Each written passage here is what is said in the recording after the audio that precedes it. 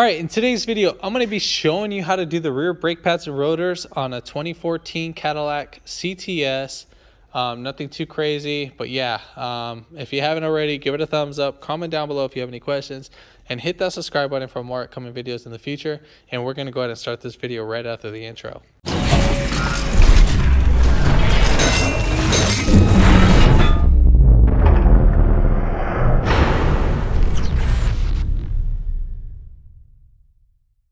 So I will show how to jack up the car right after I take off the wheel.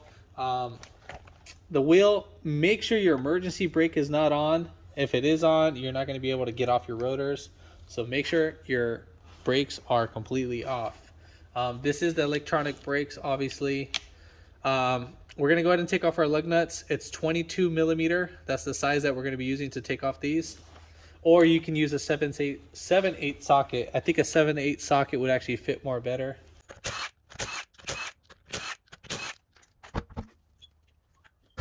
So, jacking up point, I jacked it up at the differential casing. So as you can see, I jacked it up from right there.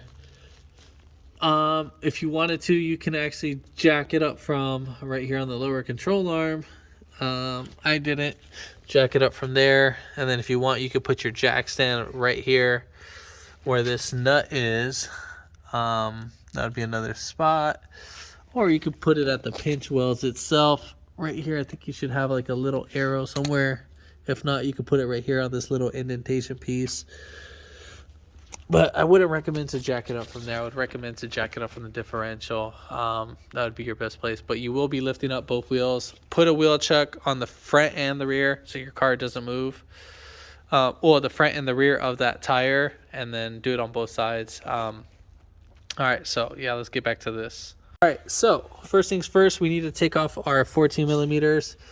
We got one bolt right here and then another one right down below. Now let's say as we're taking those off, this guide pin right here starts spinning with it. You'll get your pliers and hold the guide pin right here on this metal piece, not the boot side, the metal piece right there, so you guys can see that.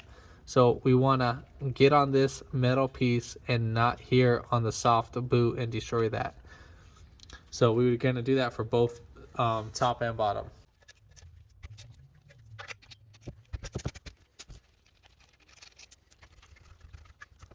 All right, so once you get out the bolts off, you're gonna wiggle this guy out. Now if it's on there pretty tight, you can get a flathead and just kind of pry it in between right here and the caliper bracket, pry it right out, and so forth, and just wiggle it right out. Now the caliper is not heavy.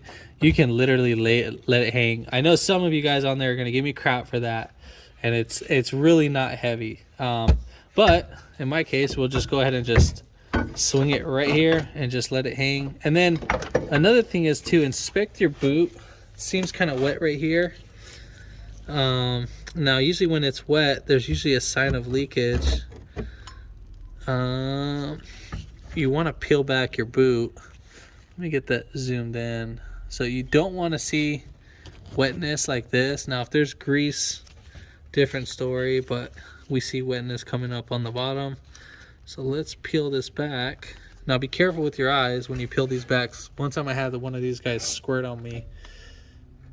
So we can see. I need to get my light. So inside is perfectly fine. It's just probably some grease from somewhere else. So yeah, so that is perfectly fine. So we'll just go ahead and seat that. Now if you did seat grease, you got to go ahead and replace the whole caliper. It's basically like a normal system and so forth. All right, so now we got to take off the caliper bracket itself. So we have 2 18 millimeter bolts. Now those are on pretty tight because they have red Loctite on them. So yeah.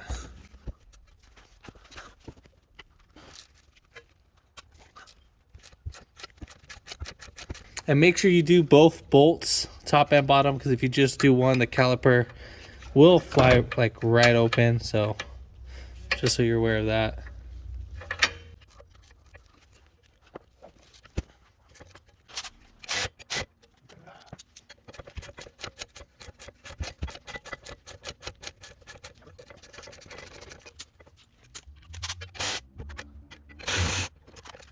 All right, so right here on this rotor, we need to go ahead and take off this little star bit. That is going to be a T30 right here. It should look just like that, like a star. So let's put it in there. Be careful you don't strip that. And so forth. And then there we have it. That's what holds the rotor. If you strip that and destroy that, it's not the end of the world. Now let's say my rotor came out pretty easy. If your rotor didn't, you would need to get a hammer and like tap on these guys back and forth. And now if you're using like one of those house hammers, that's not going to work. You need to get like at least a 2 or 3 pound hammer, and then whack it. Be careful you don't destroy your wheel studs.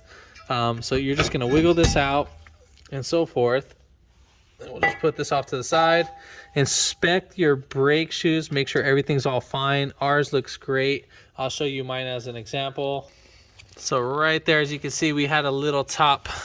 This is like where it got kind of hot with some brake dust probably got caught right there. That's perfectly fine. That's normal wear and tear. This is all normal wear and tear. If you see a little grease right here, basically fine. Look right around, we are perfectly fine. So I wouldn't stress it out too much. This looks great. Great example. We still got a whole bunch of life on these brake shoes. If they are pretty low, you would have to replace them. And it doesn't even look that hard to replace these. These look fairly simple, easy to design, nothing too crazy. Check your wheel hub for surface rust. If it does have a lot of surface rust, then, well, either way, we still need to clean this. So we're going to get a wire brush and clean all of this off. So with our wire brush, we're just going to go right here.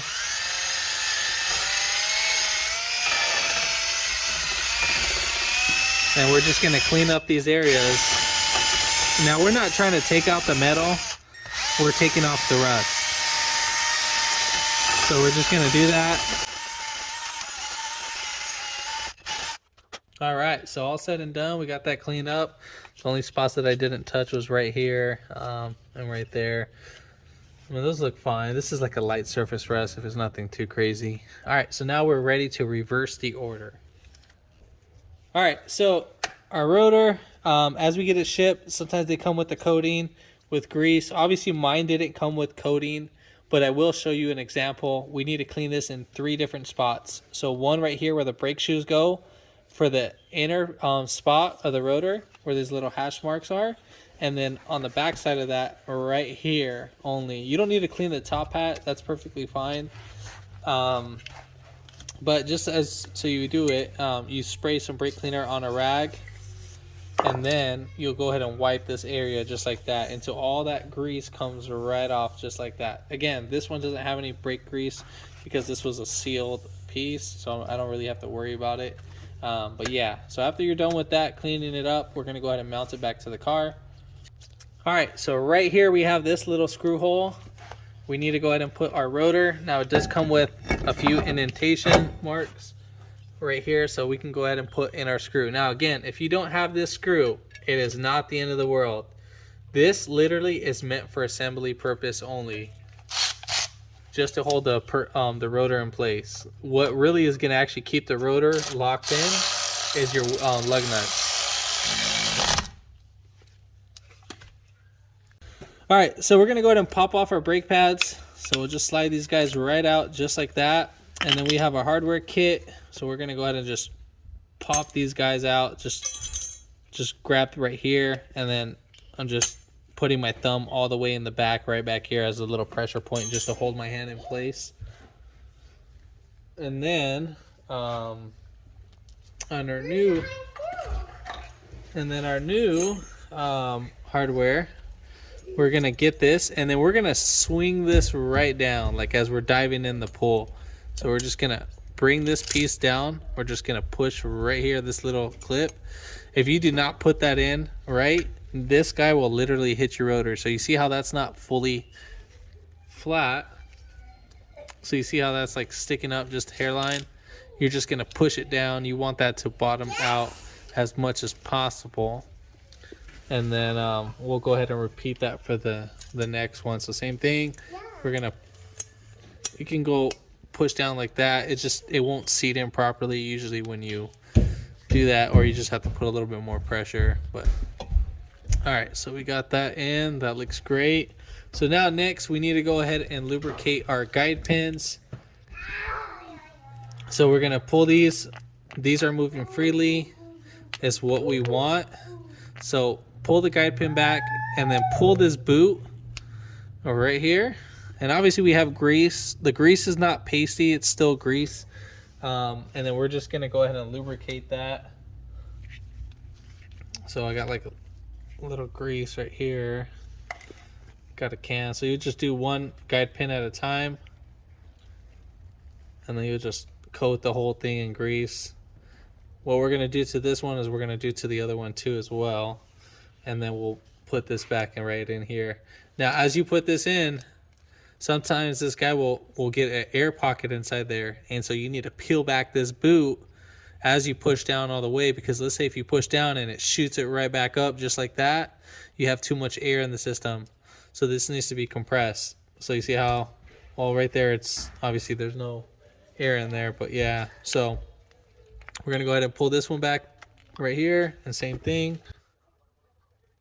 All right, so we got that coated. And then we're just gonna push that in, and then you can even, I don't know if you guys heard that, as I pulled that back, some air came out. So let me see if I can do it for this one. So yeah, so just some air. Well, that's actually a little bit of the grease, but air and grease will come out at the same time. All right, so now let's go ahead and mount up our caliper bracket.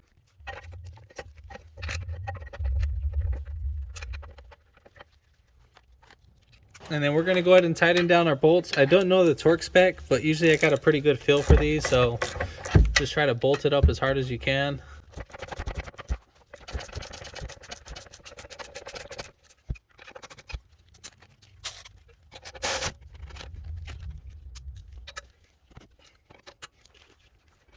All right, so here's our new brake pads.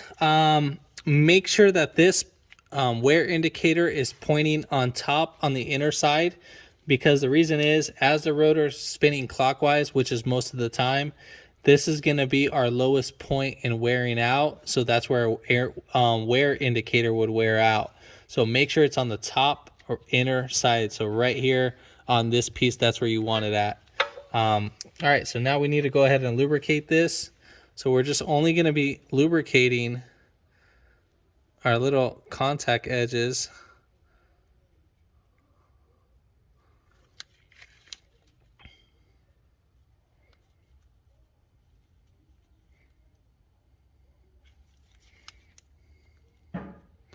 Just like this, like right there.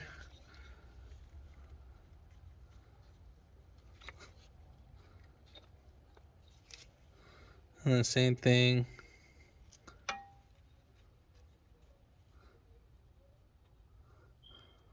All right, cool. So now that we got all of that lubricated, make sure you don't forget a little spot. So it's really nothing too hard to slap these guys on. You just literally make sure that they're fully seated in and just kind of wiggle them in there. Let me just kind of show you as a little example, just in case you guys are having a hard time. So I'm going to put down this one, make sure it's fully seated, and then I'm going to push it against this clip right here. I'm going to push the pad against there, and as I'm pushing it, I should be able to slide it right in, and it's going to clip right in. Make sure that this is fully seated in. All right, so now our caliper. You are going to be getting some, I'm going to be using pliers. These guys aren't like that strong on there. You don't need no special tool for this. So we're going to go ahead and squeeze this guy right here.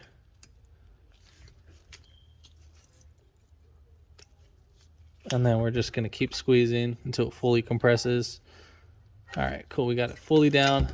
Now, let's say if you develop some air pockets, what you're going to go ahead and do is you're going to peel back the boot. And then from there, you're going to hear the air hiss out. And then you can go ahead and it'll seat right back in.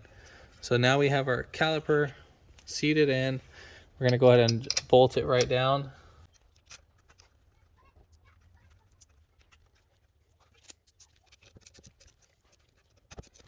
All right, so we got everything all bolted down. Now we're ready to put on our wheel. All right, so now we're going to mount up our wheel.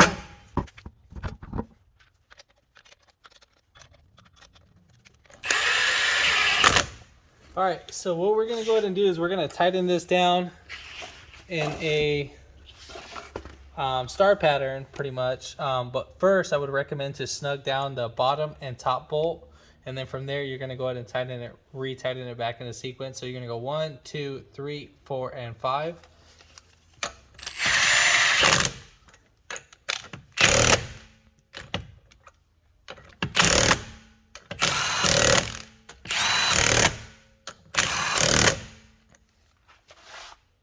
And that's pretty much it. Now we got to go back inside the vehicle. So you're going to go inside the vehicle. We got to pump up the brakes, so I'm just going to barely touch it. And then I'm going to start the car.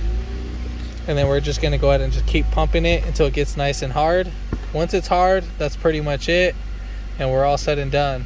If this video helped you out, give it a thumbs up. Comment down below if you have any questions. And hit that subscribe button for more upcoming videos in the future. And thanks for watching.